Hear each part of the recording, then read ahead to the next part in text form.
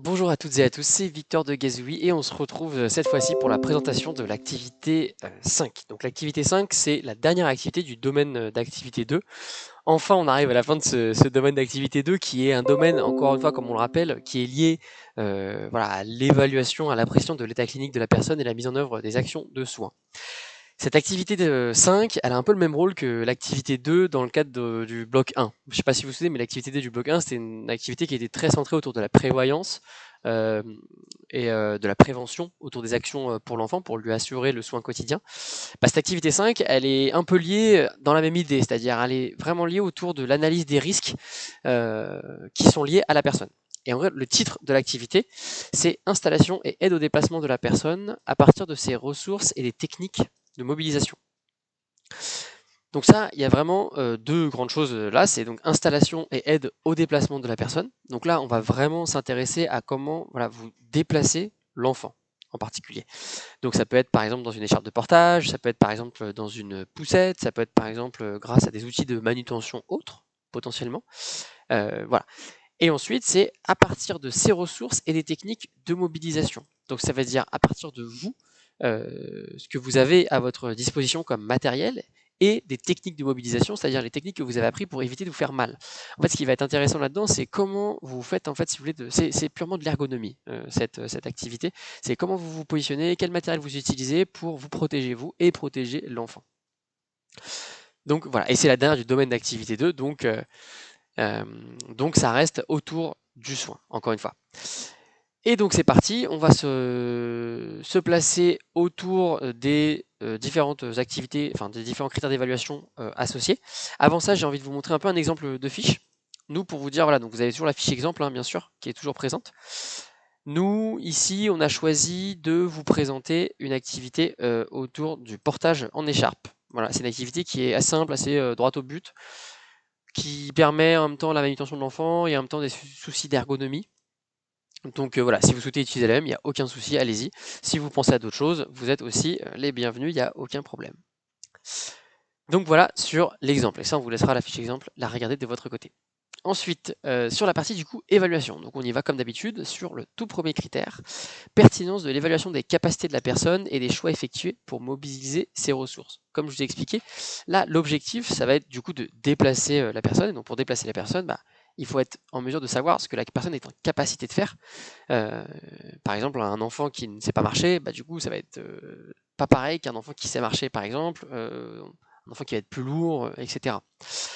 Donc ça c'est important de pouvoir montrer votre analyse, l'évaluation de la situation dans le cadre du mouvement de l'enfant. Donc si on regarde le premier indicateur, les capacités d'une personne à réaliser les éléments constitutifs d'un déplacement ou de destination sont identifiés avec elle. Donc par rapport à ça, encore une fois, donc on est dans la capacité d'une personne.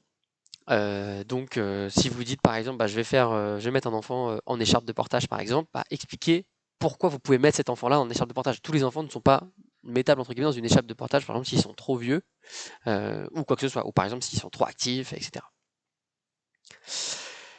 Les interventions prennent en compte cette évaluation. Donc du coup, en fait, si votre évaluation, c'est que la personne ne peut pas être mise en écharpe de portage, mais que vous dites, je vais quand même le mettre dans une écharpe de portage, évidemment, ça ne va pas. Donc du coup, cette activité ne va pas convenir. Et voilà, donc cet indicateur, il est juste centré là-dessus. Il est assez évident, mais il est important. L'adaptation des interventions, guidance et choix des équipements à partir de cette évaluation est explicité. Donc c'est-à-dire qu'au moment où vous faites l'évaluation, donc imaginons que vous allez arriver sur l'enfant, effectivement, on peut le mettre dans une écharpe de portage, par exemple. Maintenant, comment vous allez adapter cette intervention-là en particulier et le matériel que vous utilisez, du coup, comme ce qui est demandé, pour réaliser cette manutention, ce déplacement. Voilà. Ensuite, critère de conformité des modalités d'installation et de mobilisation à la personne. Donc ça, c'est ce qu'on appelle des conformités, c'est le fait que ça respecte bien les normes, à l'inversement des non-conformités. Et donc conformité des modalités d'installation et de mobilisation de la personne, c'est est-ce que la façon dont vous déplacez la personne, la façon dont vous mobilisez ses ressources, est-ce qu'elle est conforme, est-ce qu'elle est bonne, entre guillemets. Donc d'abord, les activités d'installation sont réalisées de manière appropriée, donc ça effectivement, il faut suivre un protocole, c'est des gestes techniques. La prise en compte de la demande et des besoins de la personne, de sa pathologie, de sa situation de handicap, de sa douleur et des différents appareillages médicaux est explicitée. Donc ça, c'est dans le cas où vous avez un enfant qui est dans une certaine situation avec plein de matériel autour, ou bien qui a une certaine pathologie, ça, il faut l'expliciter. Ça veut dire quoi expliciter? C'est-à-dire qu'il faut le dire. C'est-à-dire que potentiellement, ça peut être évident, mais il faut le dire. Par exemple, si l'enfant il a aucun problème et aucun appareillage médicaux, bah, du coup, potentiellement, vous pouvez juste dire, bah voilà, bah, ici, je n'ai pas de besoin particulier par rapport à l'enfant, mais voilà, ça pourrait exister. Et c'est ça que veut dire expliciter. Et ça, je l'ai déjà dit dans vos fiches, mais expliciter, ça ne veut pas forcément dire s'il n'y a pas de problème, essayer forcément de trouver un problème. L'expliciter, ça veut dire justement, s'il n'y a pas de problème, de même le dire. Voilà. Et ça, c'est important parce que c'est souvent plein de choses qui sont oubliées dans les livrets. C'est qu'en fait, on se dit, ben non, mais moi, j'accompagne un enfant qui n'a pas ces problèmes-là qui sont décrits dans ces critères, donc du coup, pas besoin de le dire. Mais si, les critères, ils sont là pour une raison. Et surtout quand il y a marqué explicité. Explicité, ça veut dire que bah, soit c'est le cas de l'enfant, donc ah bah oui, vous m'y avez fait rappeler, effectivement, l'enfant, il est dans cette situation-là de handicap, par exemple. Je sais pas, il est... ou inversement, plutôt, il a une jambe cassée, ou bien il a en tout cas une blessure qui lui permet pas d'être manutentionné facilement. Bon bah là du coup effectivement vous dites que on prend en compte ça dans votre manutention. Mais s'il a rien de tout ça et si vous pouvez le prendre en manutention ou en écharpe de portage par exemple, normalement, et ben il faut le dire. Voilà. L'enfant n'a pas de pathologie particulière ou n'est pas en situation de handicap, donc je peux réaliser le protocole classique.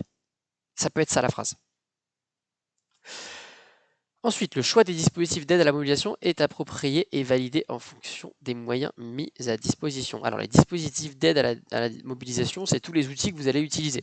Donc, par exemple, si on parle d'une écharpe de portage, une écharpe de portage. Mais par exemple, vous pourriez avoir une poussette particulière, vous pourriez avoir un hamac, vous pourriez avoir voilà, différents outils qui servent à déplacer l'enfant. Ça, il faut le montrer et montrer que c'est pertinent.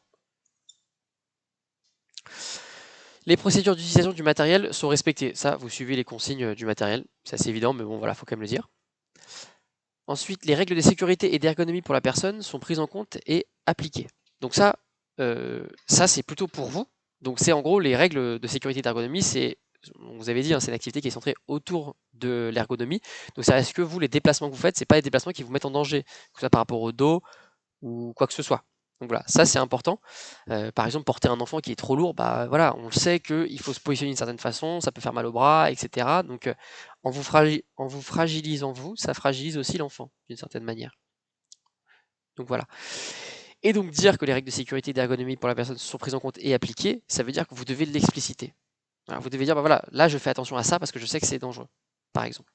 Ou je me déplace comme ça parce que je sais que potentiellement pour moi ça me fait du bien.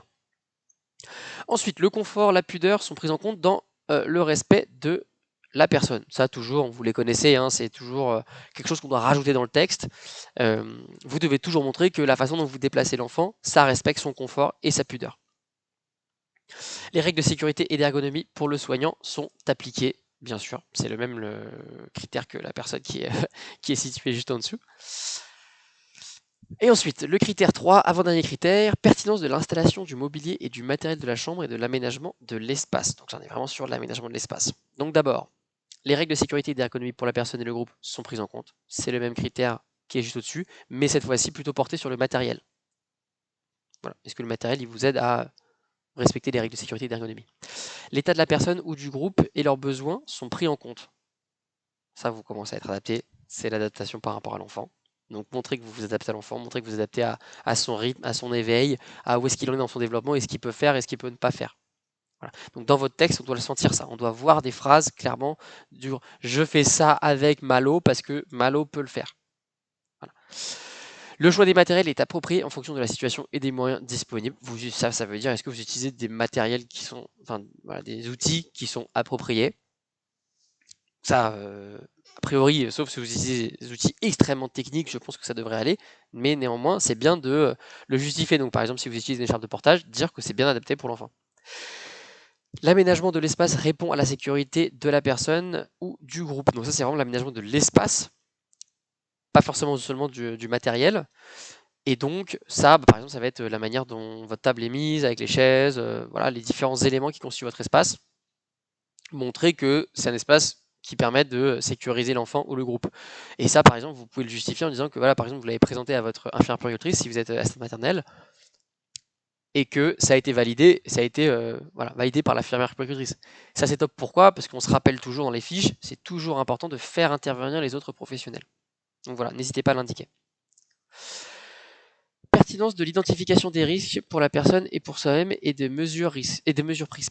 Donc ça, on commence à avoir l'habitude aussi, c'est tout ce qui est prévoyance, identification des risques. Enfin, c'est d'abord identification des risques et toutes les actions de prévention qu'on met en face.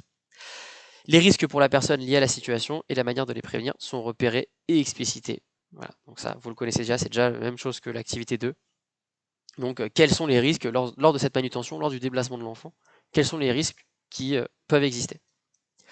Les risques pour soi-même liés à la situation et la manière de les prévenir sont repérés et expliqués. Donc ça, c'est les risques liés à votre ergonomie, à la façon dont vous déplacez l'enfant. C'est hyper important. L'information sur les dysfonctionnements identifiés et transmise. Donc là, c'est en gros, si vous repérez qu'il y a un dysfonctionnement par rapport à une situation, par rapport à un matériel par exemple, vous arrivez à l'identifier et à le transmettre. Transmettre, ça veut dire quoi? Prendre des notes, toujours. Et les mesures prises sont pertinentes, bien sûr. Quand on identifie un dysfonctionnement, par exemple, si votre écharpe de portage est un peu déchirée en dessous, bon ça c'est un dysfonctionnement, donc c'est identifié. Bon vous vous dites que par exemple, voilà, il faut que j'en achète une autre ou bien que je la recoupe pour la solidifier.